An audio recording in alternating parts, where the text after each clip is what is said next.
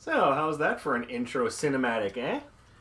So, this is Dark Sage Walker, and I welcome you to the world of Monster Hunter. Told you I was going to get to it eventually. It just took a little bit for me to work things out, and to be fair, I'm not entirely sure I have the sound balance down correctly yet, but hopefully we'll get that all figured out through the course of recording.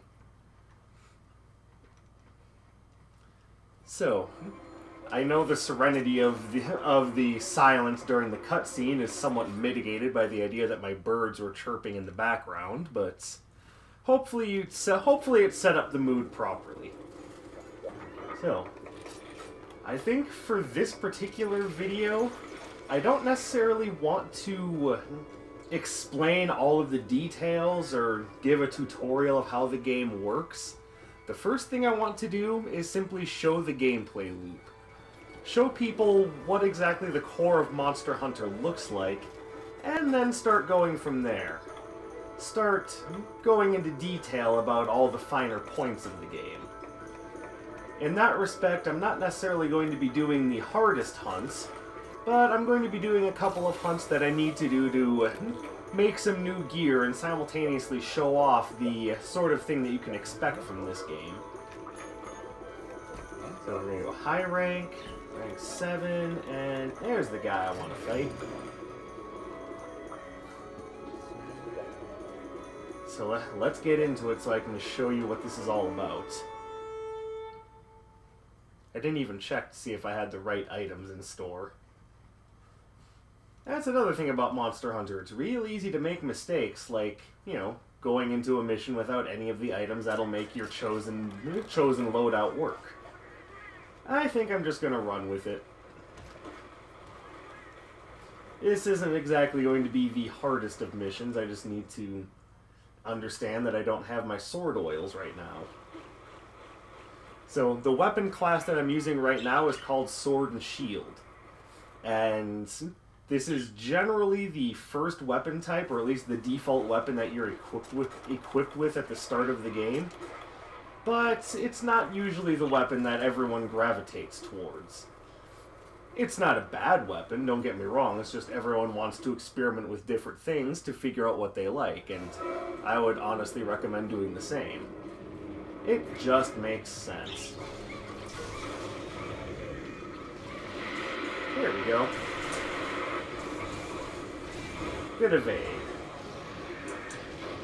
So, to offer some insight as to how I'm just rolling through enemy attacks, the game's dodge roll does come with invulnerability frames.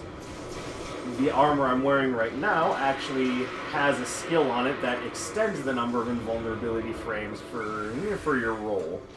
So it's real easy for me to get through enemy attacks and continue counterattacking with a fast-striking weapon, such as, the Sword and Shield.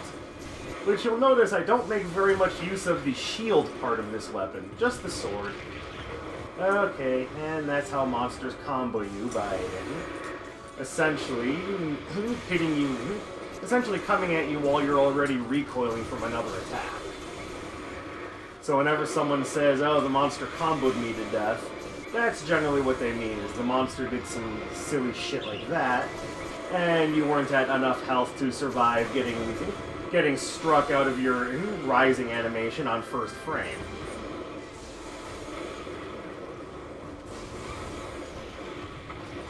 Alright, let's go ahead and use this.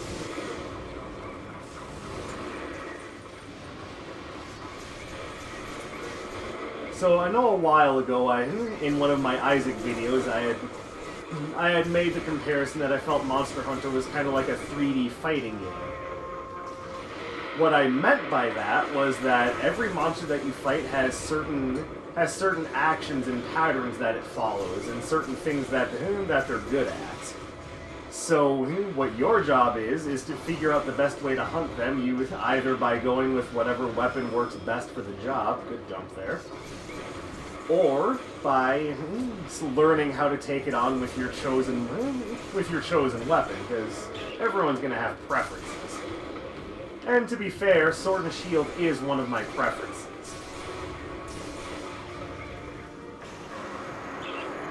That's right, roar in my ear. Oh yeah, perfect. Ugh, that's right, the hitbox on that roar is delayed. Alright, my goal right now is to try to break his horns, which is not going as well as I would like because I'm getting careless. But that's part of how Monster Hunter works. If you make mistakes, it should be your mistakes, not necessarily anything the game just hands to you. Save for the monster comboing you, which is kind of a bit of a bugaboo in the whole thing, but I've seen far worse combat systems, believe me.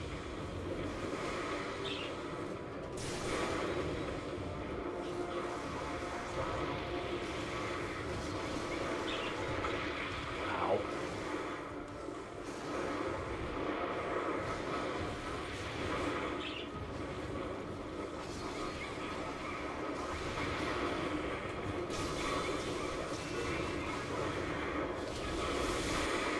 And the reason why that worked, even though the monster clearly stepped all over my face, is because that round force move is not necessarily a super powerful attack, but it's got a ton of invulnerability attached to it.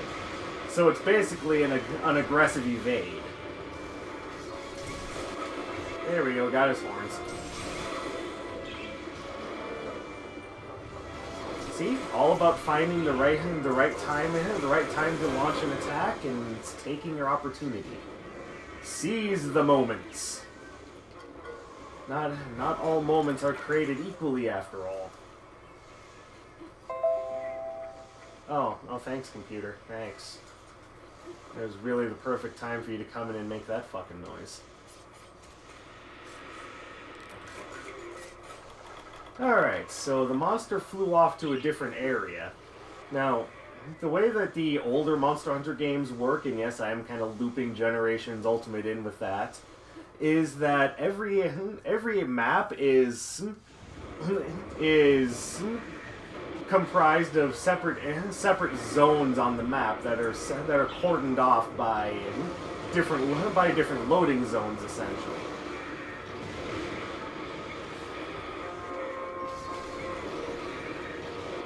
Which means that when a monster leaves an area, you have to go track it down, lest you just completely lose track of it and have to go find it a second time.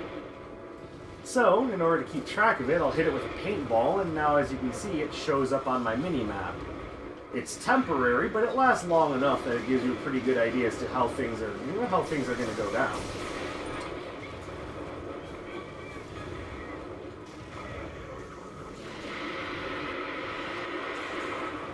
Stop roaring at me.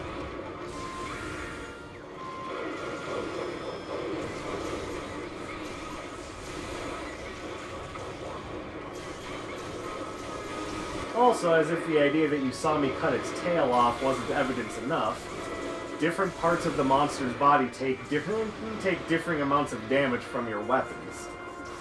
So, that means that depending on what you're going into combat with, different things may affect different parts of the monster's body differently. It's actually not what I wanted to do, but I'll go with it.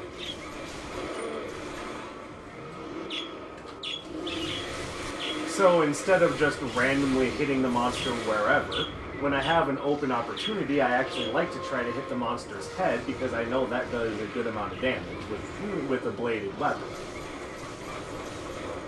And this is, I'm basically just going over all of this for exemplary purposes, but when I start going into more details about things, then I can start actually talking in more detail about things like that. But just suffice it to say, you'll do more damage striking monsters in their weaker points than just randomly attacking.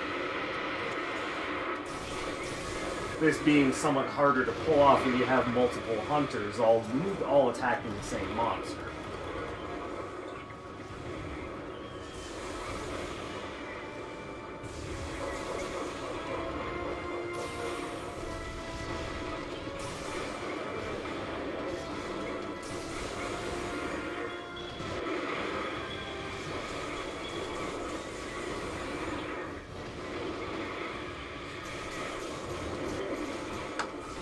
So as you can see, as the monster continues to take action, the whole idea is you learn its movements and react accordingly.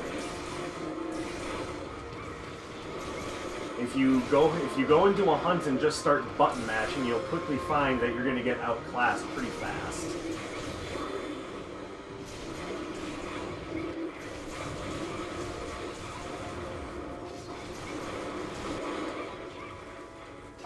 Alright, sharpen up my blade and prepare for what I'm assuming will be the final round.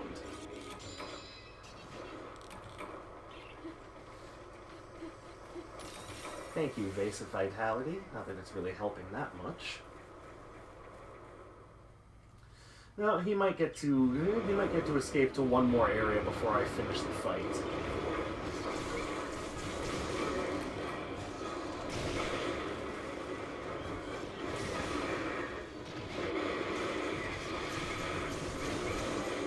But another thing that gives this game so much replayability is that if you're used to the way a monster fights using one weapon, a battle will be significantly different using a different weapon and style combination. For example, going at this guy with sword and shield is something that I'm used to and looks pretty fast and frenetic. But it's going to be a completely different fight if I come in here, say, with a slower weapon like a hammer. Because then you need to do a little bit more to pick and choose your shots. You not being able to throw out shots as quickly as an Irishman can throw out slurs. No disrespect intended, of course.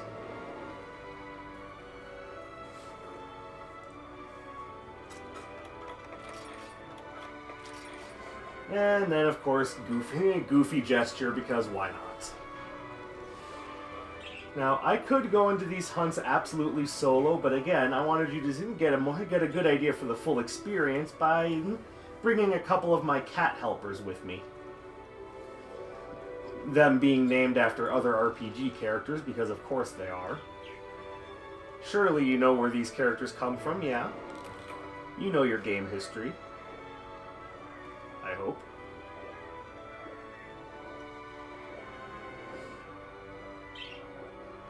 Quest complete! Yay!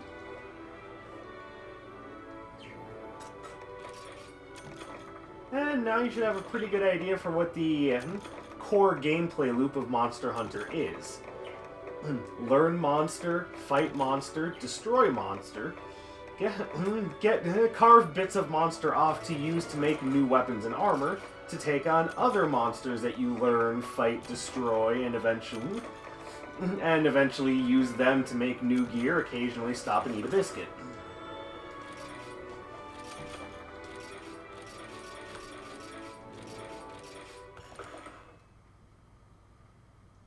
The joy comes in taking what you've learned and applying that to other fights, other monsters. Taking what you're learning and applying it. So, what Monster Hunter actually is classified as an action RPG, but unlike other action RPGs, there's no stats, no level ups, no experience points. Essentially, the idea of the level up comes from you just getting better at the hunt that you're going after. I should say the mark that you're going after. So it's not necessarily your character that's leveling up, you are getting new gear and equipment, but more so it's just you that's leveling up. And I think that's a very neat and novel concept. I think nowadays in this ever-increasing industry of mind-numbingly simple games where the only thing you need to do is equip the best gear and have at it, it's nice to be able to have a game that actually rewards you for getting good at the game itself.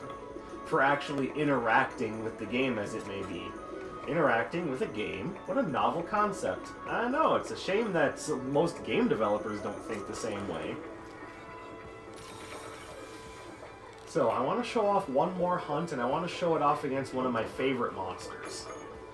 And a lot of people will tend to agree that it's the monster that teaches them the idea that instead of trying to tank attacks, you need to learn to dodge. Because Monster Hunter is not a game where it's easy to just tank things. Let me prepare myself a little bit. I doubt I'm even going to use these, but it's good to have them in case things get hairy.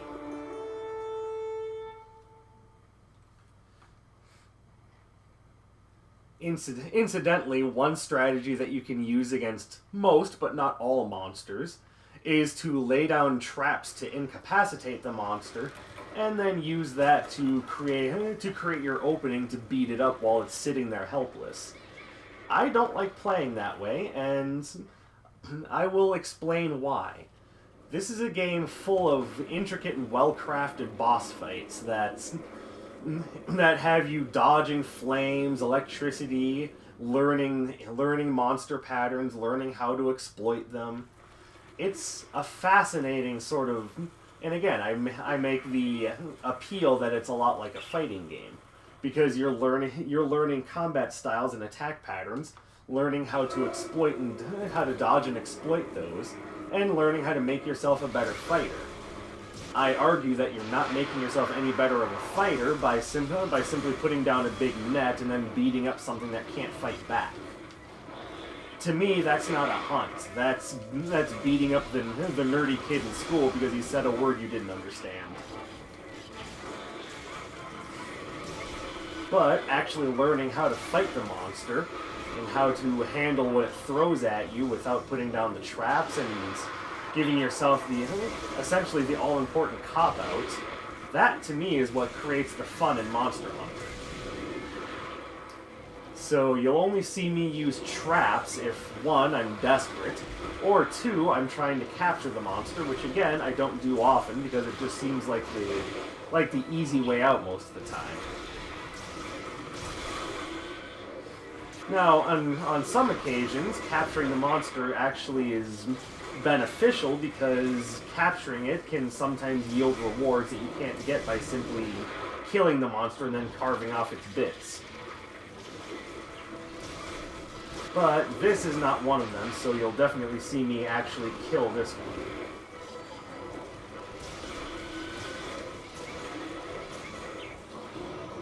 Now, to offer a little bit of insight on Monster Hunter Generations, some unique selling point, the different combat styles.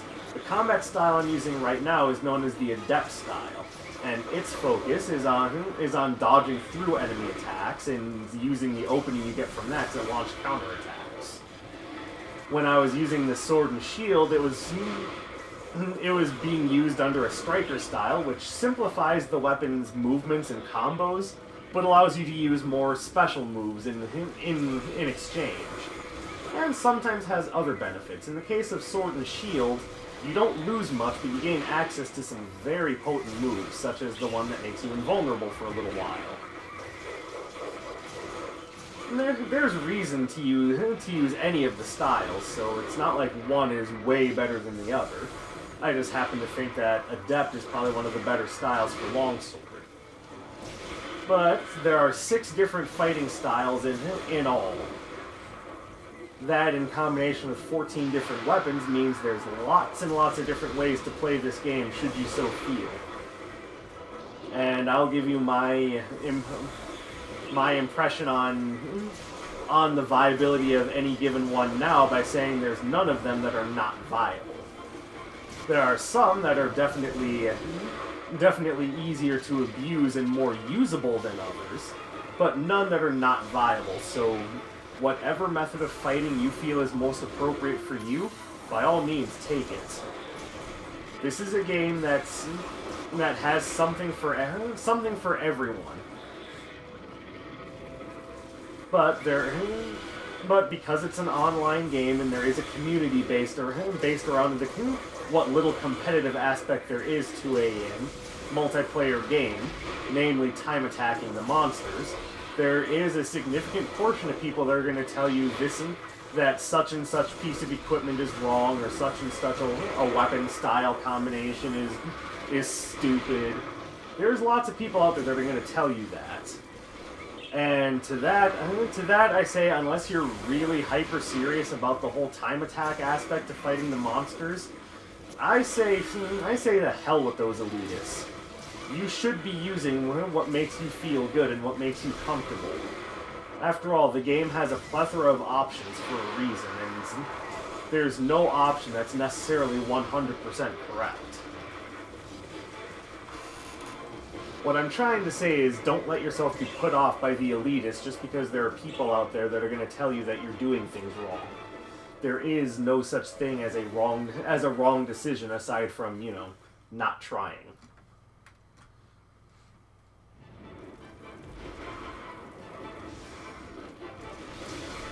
There's enough ways to approach Monster Hunter that you should never be made to feel bad for your particular weapon style choice, no matter how outlandish it may seem. You want to take a hammer weapon and perform acrobatics while you try to smash the monster in the face from the air? Go for it. A lot of people are going to say that it's not a good idea, and I say to that, the hell with it. You play your way, have your fun. Once again, I'll get into far more detail when I start analyzing these things in more detail, but I'm not one of those people that's going to say that you're wasting your time if you're not using the most absolute meta-defining weapons, armor skills, and styles. Some people prefer a much more defensive approach and prefer to use weapons with heavy shields so that they can block monster attacks and act as a tank so that other people can get in and do their damage. Some people, myself included, like to take weapon and style combinations that allow for either a lot of flash and blitz, or are designed to allow me to do a lot of damage while reducing the damage that gets input towards me. But never for a second let anyone tell you that the way that you're playing is wrong. That is a mentality that I think needs to be chucked out the window.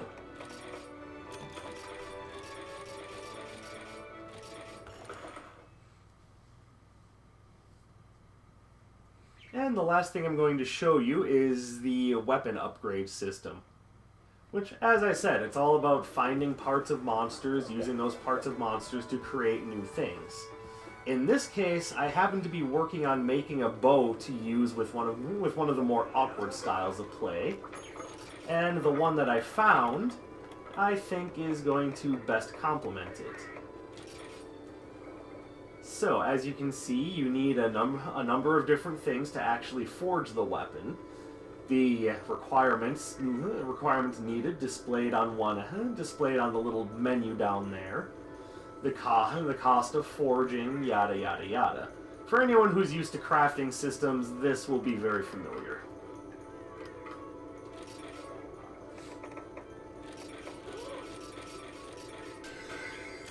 There we go. And that's basically how it works. That is your gameplay loop. Fight monster, make gear, go after other monster.